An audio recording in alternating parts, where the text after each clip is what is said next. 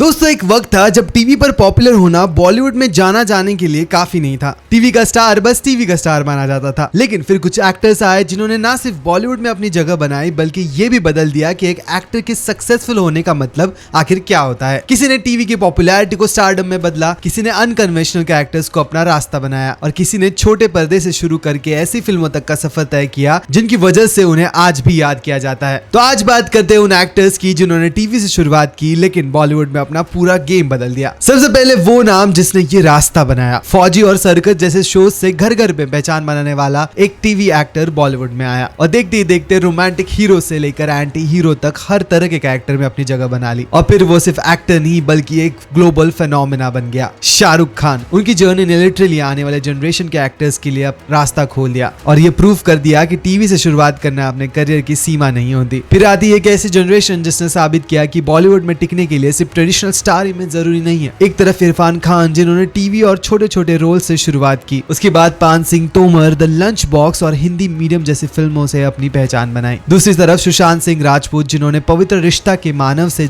निकलकर काई पोचे और MS Dhoni the untold story जैसी फिल्मों में खुद को साबित किया। दोनों की जर्नीज अलग थी लेकिन दोनों ने एक चीज बदली, एक्टर की वैल्यू उसके स्टारडम से नहीं उसके काम से तय हो सकती है। यस, वीजेइंग, रेडियो और टेलीविजन से आए आयुष्मान खुराना ने डेब्यू के लिए कोई टिपिकल लव स्टोरी नहीं चुनी, उन्होंने विकी डॉनर की। फिर अंधाधुन, आर्टिकल 15, बधाई हो जैसी फिल्मों के साथ उन्होंने बार बार अनकन्वेंशनल कैरेक्टर्स किए और धीरे धीरे उन्होंने ये प्रूव कर दिया कि ऑडियंस को हमेशा परफेक्ट हीरो नहीं चाहिए होता, उसे बस अच्छी कहानी चाहिए होती है। अब बात करते हैं उन एक्ट्रेसेस की जिन्होंने टीवी से बॉलीवुड तक आकर अपनी पहचान खुद रिडिफाइन की। विद्या बालन ने हम पास से शुरुआत की और फिर परिणीता, द डर्टी पिक्चर और कहानी जैसे फिल्मों के साथ ये साबित किया कि एक एक्ट्रेस खुद फिल्म की सबसे बड़ी ताकत बन सकती है। यामी गौतम ने टीवी के बाद विकी डॉनर से शुरुआत की और फिर उरी और आर्टिकल 370 जैसे प्रोजेक्ट्स के जरिए अपनी इमेज को लगातार बदला और मृणाल ठाकुर ने कुमकुम भाग्य से निकलकर सुपर 30 और सीतारामन जैसी फिल्मों के जरिए सिर्फ बॉलीवुड में नहीं पूरी इंडियन सिनेमा में अपनी जगह बनाई। इन तीनों की जर्नीज अलग है लेकिन मैसेज सिर्फ एक एक्ट्रेस को एक ही इमेज में फिट होने की जरूरत नहीं है। नेक्स्ट है राधिका मदान। उन्होंने मेरी आशिकी तुमसे ही से टीवी पर पॉपुलैरिटी हासिल की लेकिन